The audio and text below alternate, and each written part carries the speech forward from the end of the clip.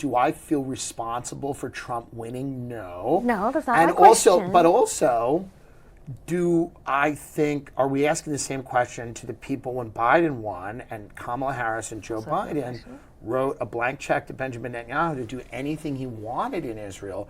Are we holding all of those people to the same standard, and are we asking them, do you feel bad because you got an administration elected that wrote a blank check to someone to kill tens of thousands of people?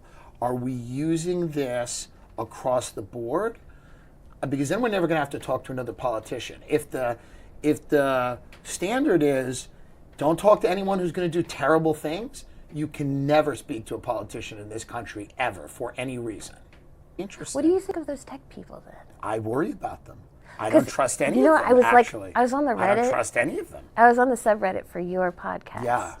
And Healthy people. I like Reddit, but I think some of them are lovely. they put in the work. Yeah, and I appreciate it.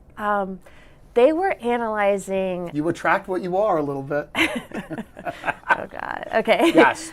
They were analyzing your reaction to Elon Musk's Roman salute. Yes. And they were like puzzling. The people were puzzling over whether Yes. you thought it was intended to be what it looked like. Right. What did you think it was? I think he's trolling in a weird way. Yeah. I don't think he's a Nazi, but I think he's trolling. I don't know. I think you should have a healthy degree of skepticism, but again, I don't think that it falls on any one person to do that. I think that's a judgment that generally the country makes, you know?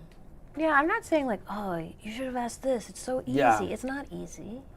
Well, I don't think it's easy, but I also do you think about it now? Yeah, I think about it now. I think about the tech stuff. I think about all the stuff that I would have asked, but all of it kind of came out of nowhere a little bit. Like this idea, like Elon was not pitched for a formal role, right? There was this idea that he was supporting Trump, and everybody knew. But it kind of came out of nowhere. And then the H-1B visa issue came out of not nowhere per se, but like that was a rift, right? So you've seen these rifts happen in real time, and like for sure people should be skeptical. But like I asked JD Vance, I said, when people say Trump's a dictator, when people do that, and when people do that, and JD Vance said, hey, you lived through 4 years of Trump, you got this, you got the good economy, you're going to work, this, that, and the other thing. And I guess there could the follow-up where I could have said, but isn't he really, that's annoying. I think across the board. Yes, are there people that we hear and we go, oh, that's annoying with the right-wing stuff? Absolutely. And with the left-wing stuff. And with the, my kids, no one, whatever it is. It's like, or the Italian stuff. Do you know how much is going on right now? Like this Italian nostalgia? It's disgusting. All my friends are Italian. We all grew up with chicken parmesan. We all know what it is. Enough already. It's crazy. I hate it. You see this on the internet. People act like a meatball's like a new thing. No one talks like that. Forget about it. No one does this and hasn't for decades. So yes, it's all horrible and bad. The culture's a mess. Of course. And everybody's just trying to grab on to whatever money they can before we all, float off into oblivion and become robots. To deport someone who wrote an op-ed or participated in a protest, and I may not agree with these people, but if they're here on a legal resident visa and they didn't commit a crime and you can't show that they're supporting Hamas, I think deporting them on the grounds that they said something objectionable isn't good. And I think that writing a blank check for whatever Israel wants to do is not good, in the same way that I oppose the idea of just completely having an open-ended commitment to the Ukraine. It's not because I think Vladimir Putin's a great guy. It's because I think every war in the history of mankind has been ended with some compromise and usually some territory deal. This is like every one, right? That hasn't been total obliteration. These are massively successful comedians. They're all more successful than I am. And there's nothing wrong with that. And they're all left-leaning comedians. Is there this idea that, like, they're not around or you can't find them? That's the craziest thing I've ever heard. No. But there's not this great. cultural energy around. They're not all as big as they were, because I think careers go up and down. I mean, I interviewed, like, a late-night comedy writer who was like, this... Kimmel, Fallon. This thing is spent. But, like, but all those people who had the kind of, like, left-wing shows, like Amy Schumer and Michelle Wolf... Samantha Bee, those have all been canceled. All those shows are canceled. Well, but there'll be new ones. There'll be new ones. I mean, do you not have the faith? Do you think there's going to be no I just left-wing comedy? I don't see like a little ecosystem or like a galaxy. I mean, you might dispute this, but like in the sort of right of center There's a galaxy world, there's right? An establishment. There's Rogan, and there's all this stuff sitting around. Figures like Steve Bannon or J.D. Vance or whoever you might have on in the political world, they spin, they confuse, they try to conceal what they really think. Like, one of the hardest parts of my job is like sitting across from someone, having a great conversation with them, and then having to have a question in my mind like, but are they lying to me? Right. These are not the coolest people in the world. I don't think, and the tech guys, when they go on why show, have it's them like on your sad. comedy show? What? So why have them on your comedy show? Well, because it's very interesting to talk to somebody who might be the vice president.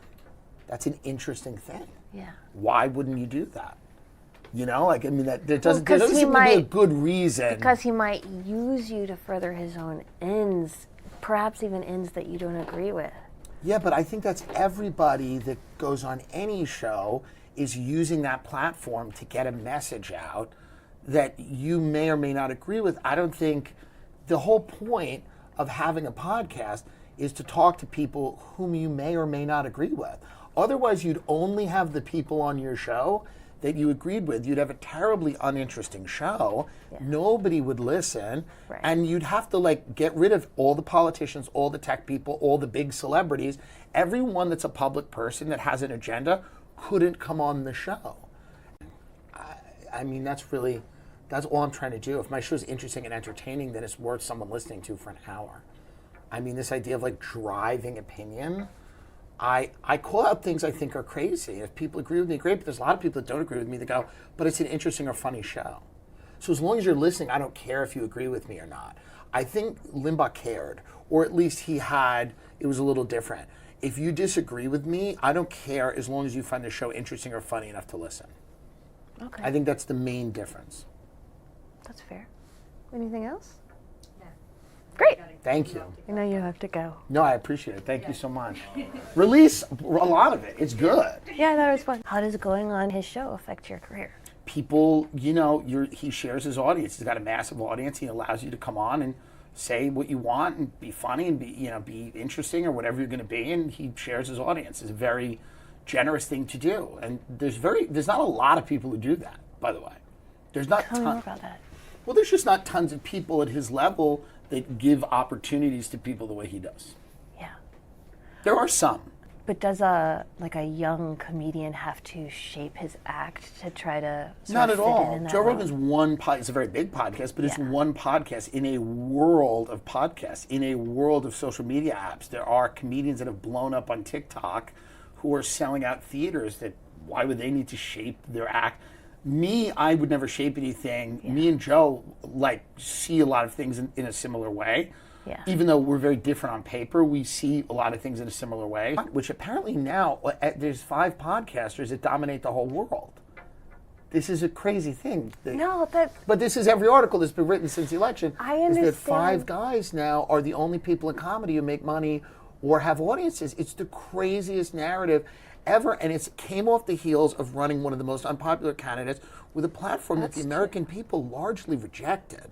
They largely rejected this platform, and they rejected it in 2016, and then everybody got together and said, it's actually these 5 guys who had podcasts. They're the most powerful people in the world.